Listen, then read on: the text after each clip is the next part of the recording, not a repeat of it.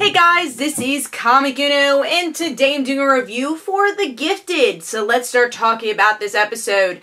So here we get to see a very action-packed slash suspenseful episode, of The Gifted, where we get to see our X-Men slash mutants, I guess mutants, our mutants go up against Sentinel Services, but there's many twists within the episode. Like one character, played by the actor who played Matt in the Vampire Diaries, is actually on the Sentinel Services side. He's able to have the mutants not have their abilities. So that makes for a really interesting about a half an hour of our mutants having to go up against Sentinel Services without abilities. And all our teammates here having to figure out what part to play in trying to get Polaris and Reed back. And by the end, everyone kind of puts their heads together and sacrifices kind of themselves to get Reed and Polaris back. And Polaris and Reed have to trust each other, even though they don't want to trust each other. At least Polaris doesn't want to trust Reed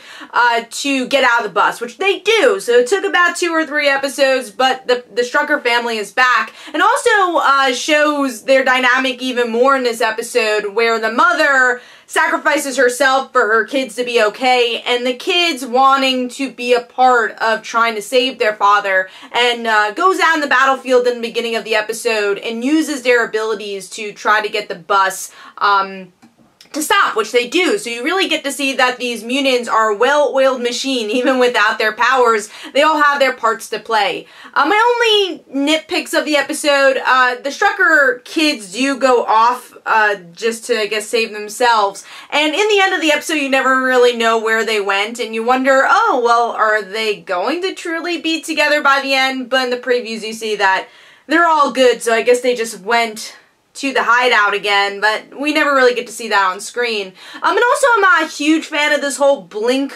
romance or fake romance with Thunderbird. I don't really care for that story arc, and obviously there's a big focus on it in this episode, but I still think it's a bit weird. But other than that, like I said, this episode was really suspenseful, and I'm really looking forward to seeing where the episodes go now that the family's back together and what that dynamic will look like. And also now that Polaris is together with her boyfriend. So a lot of interesting relationships to come.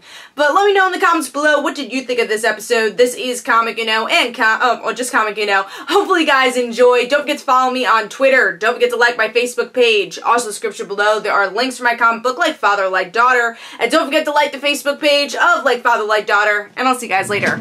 Bye.